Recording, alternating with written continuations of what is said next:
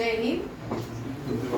जून की current affair start करने से पहले मार्च में मई मंथ के सारे करंट अफेयर जो हाईलाइट्स हैं उनको देखिए, सारे इंपॉर्टेंट है। एक बार आज रिवीजन रहेगी, ठीक है। मई के करंट अफेयर 1 by 1। फर्स्ट देखिए, ये सर्वम है। सर्वम आर्टिफिशियल इंटेलिजेंस है। सर्वम ने आर्टिफिशियल इंटेलिजेंस को लॉन्च किया। ये ऐप का नाम, सर्वम ने आर्टिफिशियल इंटेलिजेंस में एक ऐप को लॉन्च किया है जो टेक्स्ट टू स्पीच करेगी 11 लैंग्वेजेस में, ठीक है। ये जो 11 लैंग्वेजेस हैं, कौन कौन सी हैं? हिंदी, मराठी, पंजाबी, उड़िया, तमिल, बंगाली, तेलुगु, कन्नड़, मलयालम एंड गुजराती। इन लैंग्वेज को आप कुछ भी अपनी लैंग्वेज में बोलोगे तो ये आपकी इन लैंग्वेजेस में भी वो कन्वर्ट हो जाएगी। आपको इजी टू लर्न या इजी टू टीच मिल जाएगा लैंग्वेज। सर्वम एआई है। सर्वम एआई जो है, इसने एक ऐप लॉन्च किया और इस ऐप का नाम है बुलबुल V2। क्या है? बुलबुल V2। बुलबुल जो होती है उसको नाइटिंगेल बोलते हैं। सबसे कोयल की आवाज सबसे मीठी मानी जाती है दुनिया में। नाइटिंगेल ऑफ इंडिया जो है वो सरोजनी नायडू है। कौन है? सरोजनी नायडू, ठीक है। और ये बुलबुल V2 जो है 11 लैंग्वेज को इंट्रोड्यूस कर दिया और these are the 11 language under the app Bulbul 2। It was launched by Sarvam AI. ये भी याद रखिए। 3 क्वेश्चन बनते हैं इससे, तीनों ही याद है। Ladakh department of wild protection ने कहा है कि सबसे ज्यादा स्नो लेपर्ड जो है दुनिया में भी जो एस्टिमेट किए गए हैं 477। SI GKB SI के लिए very very important question. Snow leopard found in Ladakh में, ठीक है। The survey was conducted by Ladakh department of wild life protection. याद रखिए, लद्दाख जो है ये सबसे छोटी यूनियन टेरिटरी है भारत की। सबसे छोटी यूनियन टेरिटरी सबसे बड़ी यूनियन टेरिटरी भारत की लद्दाख है, ठीक है। 2019 रीऑर्गेनाइजेशन एक्ट जो था JNK का, स्टेट रिकॉग्नाइजेशन एक्ट, सॉरी, उसमें जो है लद्दाख पहले जम्मू एंड कश्मीर का पार्ट था और इसको अलग करके यूनियन टेरिटरी बनाया गया। भारत की सबसे बड़ी यूनियन टेरिटरी लद्दाख है। लद्दाख में ही सबसे the coldest place to India की है वो लद्दाख में पाई जाती है द्रास, ठीक है। लद्दाख में दुनिया का सबसे एशिया का और भारत का हाईएस्ट नेशनल पार्क है, that is Hemis national park. याद रखिएगा, ये लद्दाख जो है इसकी कैपिटल क्या है तो मुझे बताएगा? ले करगिल, ठीक है। ये ले यूनियन टेरिटरी में आता है। करगिल इसकी क्या है? कैपिटल है। और यहाँ पे दुनिया की सबसे बड़ी बैटलफील्ड सियाचिन बैटलफील्ड। आप एनडीए वाले यहाँ पे क्वेश्चन लिखिए, ठीक है। Siachen battlefield is the highest battlefield of the world, which is the highest battlefield of the world. And second question is included for JKSSB SI exam. Name the river originate in Siachen glacier. लिखो अमन। Name the glacier Name the river originate in Siachen glacier. That is a Shok river, ठीक है। Shok river is also SHYOK. Shok river is also known as river of death. River of death. ये JKSSB का question है। और but अभी हम जितने भी यूपीएससी के एग्जाम देख रहे हैं JNK लद्दाख से क्वेश्चन रह गए तो इनको इंक्लूड करते जाएंगे हर एक में, ठीक है। दोनों यहाँ रखिएगा। और third question, name the operation launch by Indian army in the battle of Ladakh with Pakistan. That is the operation Meghdoot. जब पाकिस्तान ने लद्दाख में अटैक किया था, ऑपरेशन मेघदूत है। और उनके पास जो पाकिस्तान आर्मी है उनको वर्ल्ड का बहुत सपोर्ट है। तब जब इन्होंने सियाचिन ग्लेशियर पे अटैक किया था, उन्होंने वो गर्म सूट भी पहने थे। माइनस कुछ टेम्परेचर जाता है और वो गर्म सूट्स पहन के भारत की सीमा को लांघ के आए थे और यहाँ पे वॉर हुई थी। उसके बाद भारत के पास कोई भी ऐसे इक्विपमेंट नहीं था जो इतने देर सर्वाइवल वहाँ पे, बट भारतीय सेना के पास हमेशा शौर्य रहता है, वीरता रहती है, जिसकी वजह से वो वहाँ पे क्या कर पाए, लड़ाई को जीत पाए। बाद में उन्हीं के सूट उतार के भारतीय सेना ने पहन लेते आराम से वॉर यहाँ पे। तो ये भी वॉर मेघदूत, ऑपरेशन मेघदूत याद रखिएगा, launch in highest battle of the war, that is Siachen glacier. ठीक है, लॉन्च कब किया था? लॉन्च कब किया था इसको? अब डेट नहीं मुझे यहाँ बाहर देख लेना, डेट मुझे हमेशा भूल जाती है। ठीक है, सियाचिन ग्लेशियर में जो बैटल हुई थी, डेट ऑपरेशन मेघदूत। नेक्स्ट है, ये है European UEFA, union of Europe football association, for football association. ये यूरोपियन यूनियन का फुटबॉल मैचेस होते हैं और पहली ये जीता है किसने, ये पहली बार जीता है पेरिस सेंट जर्मेन में। किसने जीता है? पेरिस सेंट जर्मेन ने। ये बड़े कॉमन क्वेश्चन है, पहले आता था हु वो UEFA, European union for football association. ये भी याद रखिए, तीनों क्वेश्चन इंपॉर्टेंट है। नेक्स्ट देखिए, हम सबको खेलो इंडिया बीच गेम जो है दमन एंड दीव में ऑर्गेनाइज करवाई गई। ठीक है, और इसका मैस्कट भी देखिए, मैस्कट है पर्ल्स। मैस्कट क्या है? पर्ल्स। जो फिश होती है, कुछ ऐसी फिश होती है उनके अंदर से ये जो मोती निकलती है, और मैस्कट पर्ल्स है। क्यों? It is dolphin. ये जो है दमन एंड दीव, यहाँ पे अरेबियन सी पाया जाता है। अरेबियन सी में डॉल्फिन्स पाई जाती हैं। It is a dolphin that is regularly found at Nagoa beach. उसी के नाम पे मैस्कट क्या रखा गया है? पर्ल, याद रखिएगा। और ये मणिपुर में खेलो इंडिया बीच गेम जो है दमन एंड दीव में हुआ, और मणिपुर ने टॉप किया। किसने टॉप किया? मणिपुर में। इसका inauguration prime minister Narendra Modi ने किया। नेक्स्ट, क्या मैंने ठीक बोला? आप मुझे बताओ। नेक्स्ट है, ये ISS international shooting federation association में भारत ने जूनियर कप में गोल्ड लाया है। 10 मीटर एयर पिस्टल में ये गोल्ड लाने वाली कनक बुद्धवर है। कौन है? Kanak Budhwar. Very very important question. इस तरह की अचीवमेंट जो है ये भी बड़ी कॉमन रहती है, क्वेश्चंस रहते हैं, क्योंकि ये अंडर 19 है। अंडर 19 वर्ल्ड कप हुआ है, जूनियर वर्ल्ड कप हुआ है ISSF का, बीच में मत बोलो, ISSF का। और इसको भारत ने सबसे ज्यादा टॉप किया है इसमें, और 3 गोल्ड भारत में जो लाया वो तीनों ही फीमेल ने लाया। किसने लाया? फीमेल ने। और कनक बुद्धवर जो है उसने भी गोल्ड जीता है। इंडिया रेलवे सिस्टम को रिसेंटली 103 रीडेवलप रेलवे स्टेशन की बात की गई है। इसका इनॉग्रेशन प्राइम मिनिस्टर ने वर्चुअल किया था, ऑनलाइन किया था, बीकानेर से किया था, और इसमें 103 जो है रीडेवलपमेंट किए जाएंगे रेलवे स्टेशन। ठीक है, inaugurated by prime minister in Bikaner. ये भी याद रखिए, बीकानेर से प्राइम मिनिस्टर ने वर्चुअली 103 रेलवे स्टेशन को रीडेवलप करने की अनुमति दे दी, इनॉग्रेशन कर दिया है। एशियन, ये लिखो क्वेश्चन थोड़ा, एशियन प्रोडक्टिविटी ऑर्गेनाइजेशन, देखो मेंबर कितने हैं। In Asian productivity organisation there are 21 members country. कितनी है? 21 मेंबर कंट्री है। Headquarter is Japan, headquarter Japan, Tokyo Japan. और अभी जो हुई है इंडोनेशिया में मीटिंग हुई है और थी, उसमें इंडिया को अज्यूम किया है नेक्स्ट जो चेयरमैनशिप रहेगी एशियन प्रोडक्टिविटी ऑर्गेनाइजेशन की, वो भारत को दी गई है। 2025-26 में भारत जो है इस ऑर्गेनाइजेशन को लीड करेगा, एशियन प्रोडक्टिविटी ऑर्गेनाइजेशन। ये जो ऑर्गेनाइजेशन है एशिया के काम को एनहांस करता है, उसके लिए प्रोडक्टिविटी ऑर्गेनाइजेशन बनाई गई है। नेक्स्ट है, इनको अपॉइंट किया गया है, वाइस चीफ है ये, office of the vice chief of the air staff of the Indian air force. इनको अपॉइंट किया as a vice chief air marshal Narmadeshwar. ठीक है, air marshal Narmadeshwar Tiwari assumed appointed as the vice chief of the air staff of the Indian Air Force. He is appointed as the vice chief of air staff.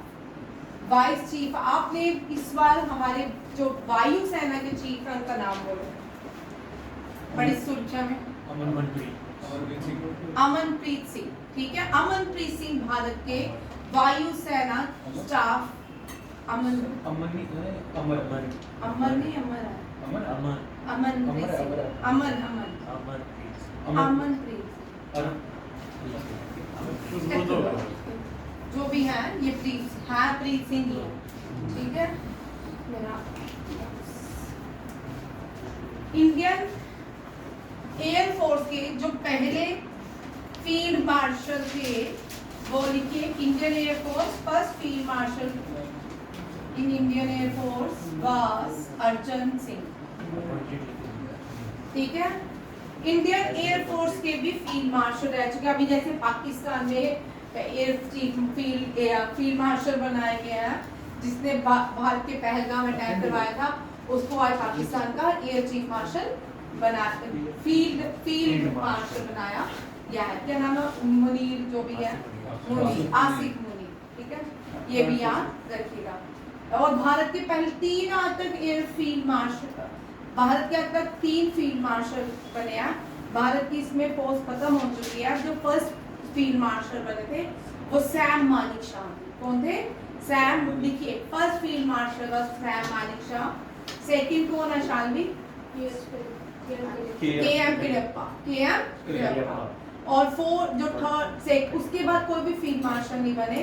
उसके बाद जो field marshal बने वो air force के बने, उनका नाम है अर्जन सिंह। ये भी याद रखिए। आज क्या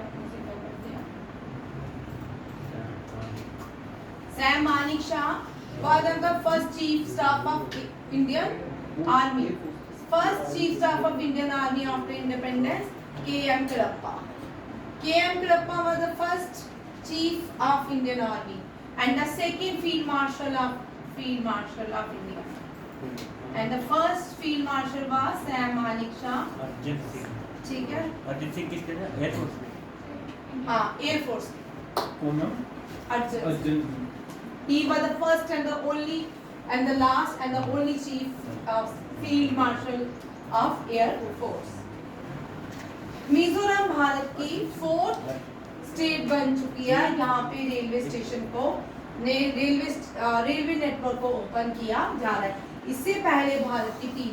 अब ये क्वेश्चन इतना इम्पोर्टेंट नहीं है, 4th कौन सा है। इम्पोर्टेंट जो क्वेश्चन आएगा वो ये आएगा एग्जाम में।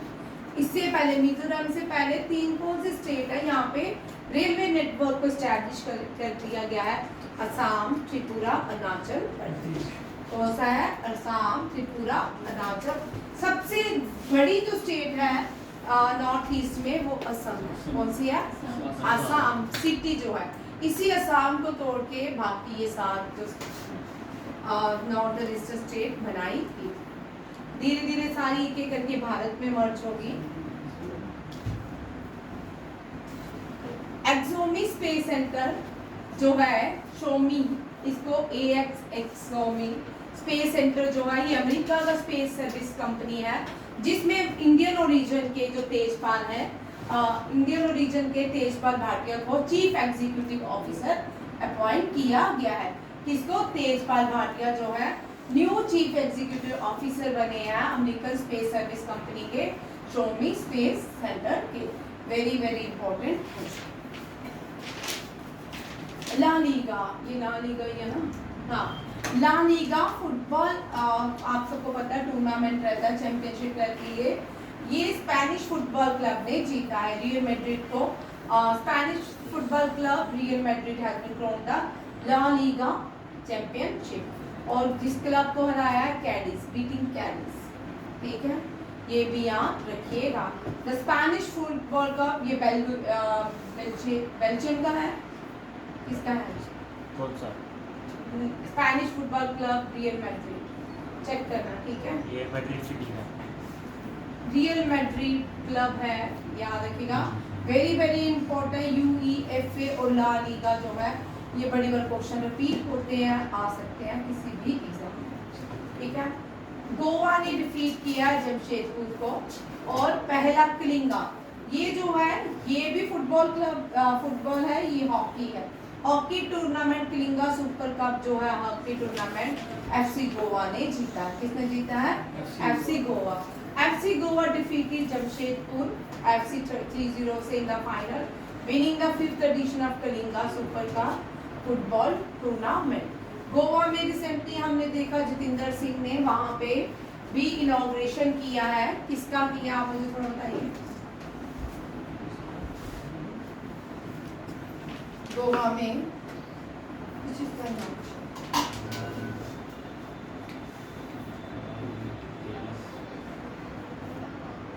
पोलर स्टेशन का किसका किया, फिश स्टेशन का, पोलर स्टेशन का,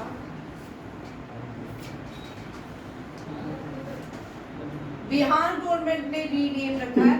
गोवा की नदी जो है मांडवी, गोवा की नदी लिखिए मांडवी।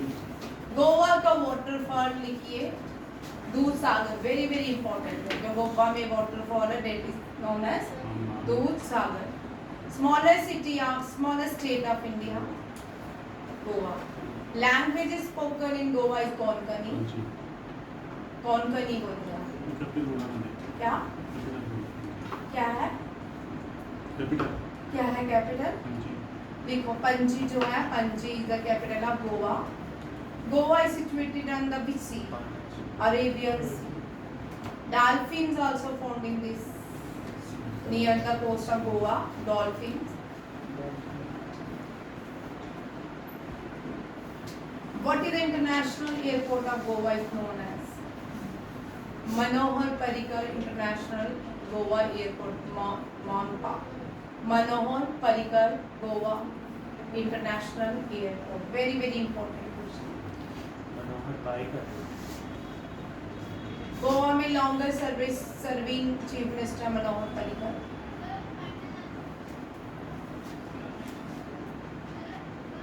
गोवा, गुजरात, बॉम्बे तीनों ही एक ही प्रेसिडेंसी में आते थे during British era.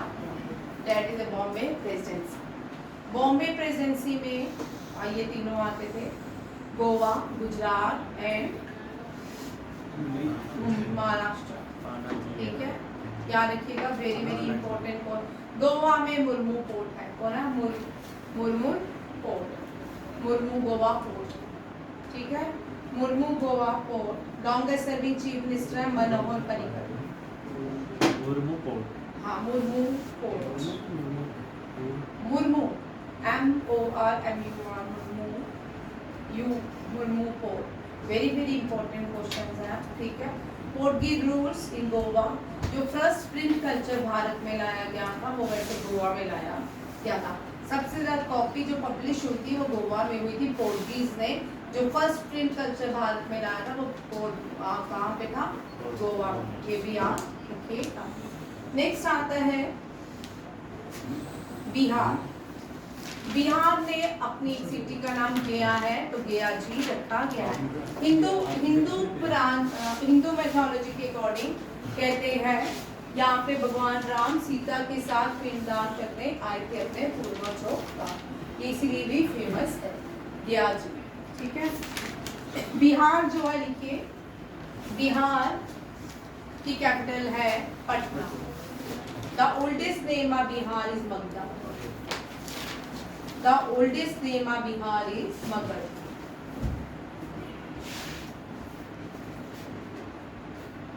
Chief Minister is Nitish Babu.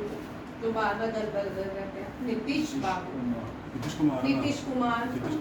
बाबू बोल रही हो तो तुम क्या बोल रही हो? Nitish Kumar. Chief Minister.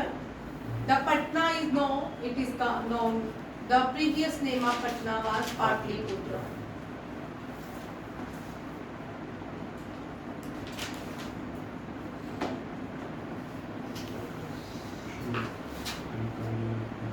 बिंबिसारा ruled in Bengal. First 16 mahajanapada में से जो पहला रूल करता था वो Bimbisara. Bimbisara ruled in Magadha and Bimbisara introduced elephants in the war and the first elephants used in the war of battle of Hydaspes between Porus and Sikandar. Alexander was a Greek। ठीक है, Greek से आता था एलिफेंट एलिफेंट लिखो first he introduce Elephanta in the world. JKSSB में ये question आया है 2021 के क्लास 4 एग्जाम ये क्वेश्चन बना तो वो जेकेएसएसबी के बच्चे कहाँ हो सकते हैं। First in the battle of Haida Pass Elephanta was first used by King Porus। King Porus जो था मगध था, वो मगध जो था कश्मीर तक था, ठीक है। बट अशोका जो था वो पूरा सब कॉन्टिनेंट को कैप्चर किया था, इसीलिए चंद्रगुप्त मौर्य जो थे वो फर्स्ट रूलर ऑफ इंडियन सब कॉन्टिनेंट माने जाते हैं। मड वॉल्केनो भी होते हैं।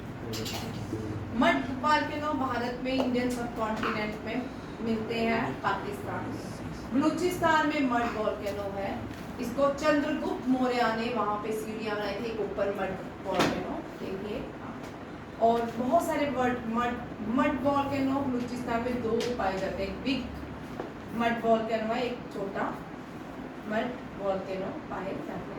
जैसे वॉल्केनो इरप्ट होता है वैसे ये मड वॉल्केनो भी अजरबैजान हो गया, यहाँ पे तो बहुत सारे मड वॉल्केनो पाए जाते हैं।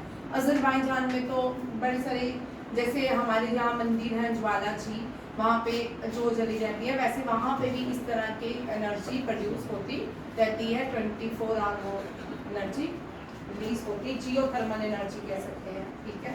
बिहार में जो है, बिहार बहुत इम्पोर्टेंट है स्टेट। नालंदा यूनिवर्सिटी वाज देखो Nalanda university was formed by Kumaragupta. Who established Nalanda University? It was established by Kumara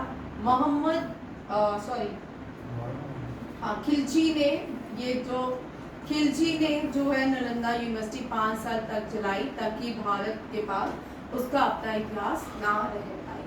और जितना भी इतिहास था बुद्धिज्म से रिलेटेड, आधा चाइनीज ले गए, आधा जापानीज ले गए। ये देवकोटिक यूनिवर्सिटी थी, यहाँ पे चाइना के लोग भी पढ़ने आते थे, जापान से भी लोग आते थे। भगवान बुद्धा की जो टीचिंग थी उनको ग्रहण करते थे। इसी तरह भगवान बुद्धा की जो टीचिंग थी, आधी जो चाइनीज ले गए, आधे जापानीज ले गए, और जो भगवान बुद्धा की टीचिंग भी डिवाइड होगी। चाइना लोग अलग के पूजा को फॉलो करते हैं और ब्रिटिश जो जापानीज है वो अलग बुद्धिस्ट रूट फॉलो करते हैं। नालंदा किसने एस्टैब्लिश की थी? कुमारगुप्ता, ठीक है। जो पहली यूनिवर्सिटी थी तक्षशिला, जिससे अशोका पढ़ा था, वो तक्षशिला थी। Takshashila oldest university of India, Indian सब कॉन्टिनेंट में। इसमें 17 लैंग्वेजेस पढ़ाई जाती थी अलग पूरे इंडियन कॉन्टिनेंट में। जहाँ किर्गिस्तान वगैरह जो देश होते थे, यहाँ से भी लोग पढ़ने आते थे। और ये तक्षशिला थी भगवान राम के बेटे, भगवान राम के भाई भरता ने बनाई थी। भरत के जो नानी थे, ननिहाल थे, वो उसी तरफ थे। बोलते माने जाते थे किर्गिस्तान तक उनका रूल होता था, इसीलिए भरत को वो पार्ट दे दिया गया था। तक्ष उसके बेटे का नाम था भरत के, और भरत के बेटे के नाम पे यूनिवर्सिटी तक्षशिला थी। इस यूनिवर्सिटी में चाणक्य टीचर थे। इस यूनिवर्सिटी में अशोका ने भी पढ़ाई की। ये फर्स्ट यूनिवर्सिटी थी। जब ब्रिटेन में लोगों के पास कॉर्न खाने को नहीं होते थे, तब भारत के पास यूनिवर्सिटीज होती। ब्रिटेन ने एक टाइम में अपने वहाँ पे कॉर्न्स लॉ लाए। ये कॉर्न्स लॉ लाएगी कि हम अब कॉर्न्स किसी को सेल नहीं करेंगे, क्योंकि हमारे पास खुद को खाना नहीं है, तो हम क्यों सेल। ब्रिटेन में इस तरह के लॉस लगाए गए। और बाद में धीरे धीरे उन्होंने जैसे भारत में ट्रेड के लिए आते के लोगों की क्यूरियोसिटी बढ़ती गई, लुटते रहे, और आज वो कहाँ से कहाँ हम अपनी पढ़ाई, पहले लोग हमारे देश में एशियन टाइम में भारत पढ़ने आते थे, अब हम भारतीय लोग वहाँ पे ब्रिटेन वगैरह में पढ़ने जाते हैं। राजीव रंजन जो है ये यूनियन मिनिस्टर है। इन्होंने aqua park and fish festival, aqua का पार्क का इनॉग्रेशन किया त्रिपुरा में, और फिश फेस्टिवल में पार्टिसिपेट किया। ये कहाँ पे? त्रिपुरा में। फिश फेस्ट एक्वा पार्क होता पानी से बनाया, यहाँ पे फिश रखी जाएंगी, इनकी ब्रीडिंग भी होगी, बड़ी सारी चीजें और भी डेवलप होगी। राजीव रंजन सिंह छोटे हो मेरे से, ट्रिपल उम्र से छोटे हो मुझसे। जैसे तुम 16 साल के हो, 20 साल के हो,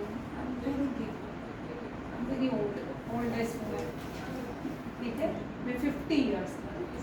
Rajiv Ranjan Singh union minister laid the foundation trainer at farm and inauguration the pig festival in Tripura north eastern state, ठीक है। जब हम बड़े हो जाते हैं तब ये गुण सीखना चाहिए, माफ करना, ठीक है। जब मैं यंग थी तब बच्चा ऐसे करे तो फिर उसको मैं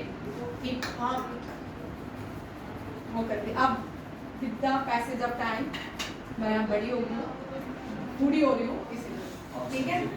नीरज चोपड़ा जो है, इन्होंने डायमंड लीग में सेकंड पोजीशन पा लिया है, और जो डायमंड लीग का फाइनल होगा वो जेनीवा स्विट्जरलैंड में होगा, याद रखिएगा। नीरज चोपड़ा ने यहाँ पे सेकंड पोजीशन पाई है, किसमें? जेवलिन थ्रो में दोहा में हुआ। ये सेकंड पोजीशन दोहा में आई है। इसके बाद जो फाइनल होगा, निकले ये क्वेश्चन इंपॉर्टेंट है, जो फाइनल होगा वो जेनीवा स्विट्जरलैंड में होगा, ठीक है। रेसलिंग, बैडमिंटन, फुटबॉल सबके हेडक्वार्टर जेनीवा नहीं है, लुज़ेनिया स्विट्जरलैंड है। कहाँ है? लुज़ेनिया स्विट्जरलैंड है। जेनीवा में IMO, ILO, food and FAO, इन सब, FAO का सॉरी इटली में है। जेनीवा में WHO world health organisation, international labour organisation, meteorological department, इन सब के हेडक्वार्टर सारे जेनीवा में हैं, ठीक है। और जितने भी स्पोर्ट्स के हेडक्वार्टर हैं वो लुज़ेनिया स्विट्जरलैंड में। कौन कौन से? Lawn tennis, boxing, table tennis, IOA international Olympic committee, IOC, इन सब के हेडक्वार्टर कहाँ पे है? लुज़ेनिया स्विट्जरलैंड। नेक्स्ट आता है न्यू चांसलर। जैसे कि इंडिया में प्राइम मिनिस्टर होते हैं या प्रेसिडेंट अपॉइंट होते हैं, कई जगह में कंट्री में प्रेसिडेंट होते हैं, प्राइम मिनिस्टर, वैसे ही जर्मनी के क्या होते हैं? चांसलर होते हैं। मार्कल, एंजेला मार्कल 2017, 18, 19, 20, 21, 22 तक वही थी। फिर उसके बाद ऑल्फ्रेड स्कूल बना, और अब जो न्यू चांसलर बने हैं उनका टेन्योर कम रहा, बट जो एंजेला मार्कल थी उसका बहुत बड़ा टेन्योर रहा। अब जो न्यू चांसलर बने हैं फ्रेडरिक मर्स। कौन है? फ्रेडरिक मर्स। हिटलर भी जर्मनी के चांसलर थे, और उनकी बायोग्राफी का नाम है माइन कैम्प। याद रखिए, क्वेश्चन आता है माइन कैम्प, ये हिटलर की ऑटोबायोग्राफी का नाम था।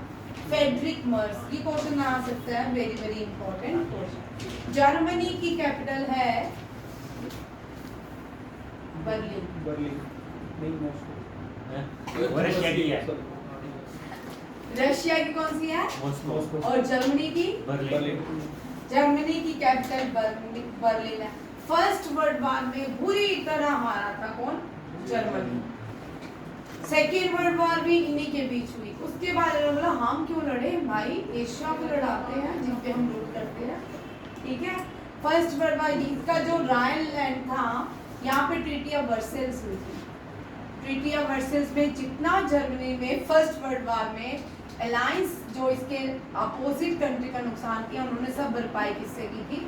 जर्मनी से। इससे जर्मनी का जो सबसे रुहार एरिया था वो भी ले लिया गया, उससे इम्पोर्टेंट एरिया था वो भी, राइनलैंड भी ले लिया, सब कुछ उन्होंने कैप्चर कर लिया जर्मनी का। यहाँ पे ट्रीटी ऑफ वर्सेल्स हुई, जर्मनी में बहुत विद्रोह हुआ। बाद में ऑटोमन एम्पायर ने जर्मनी की यूनिफिकेशन की, जर्मनी रिपब्लिक बना, और जर्मनी जो है आज क्या है? थोड़ा ठीक है। बट जर्मनी में भी क्या हो रहा है, वहाँ पे जर्मनी ने शरण दी थी जितने भी जो मिडल ईस्ट से रिफ्यूजी थे, जो मुस्लिम इस्लामिक वर्ल्ड से आए थे, उन जर्मनी ने इनको क्या किया था? इनको पनाह दी थी। आज वो जर्मनी को बोल रहे हैं इसको डिक्लेयर करो इस्लामिक कंट्री। वहाँ पे हर रोज कोई ना कोई आंदोलन हो रहा है। लास्ट कुछ मंथ पहले उन्होंने पूरी सड़क को जाम कर दिया था, कुछ लोगों को बीट भी किया था। जर्मनी में भी इस तरह के हमें वो आंदोलन देखने को मिल रहे हैं। फ्रांस, जर्मनी, स्पेन, इन लोगों ने शरणार्थियों को शरण दी थी, आज वही आज शरणार्थी बनने को तैयार हो गए। इंडियन कोस्ट गार्ड ने एक क्या बोलते हैं ऑपरेशन कंडक्ट किया था। इस ऑपरेशन को किसको टर्टल्स ऑलिव टर्टल्स को सेव करने के लिए इनकी ब्रीडिंग कुछ मंथ इनकी ब्रीडिंग होती है, उनकी ब्रीडिंग के लिए इंडियन कोस्ट गार्ड ने ये ऑपरेशन लॉन्च किया, that is a olive operation olive.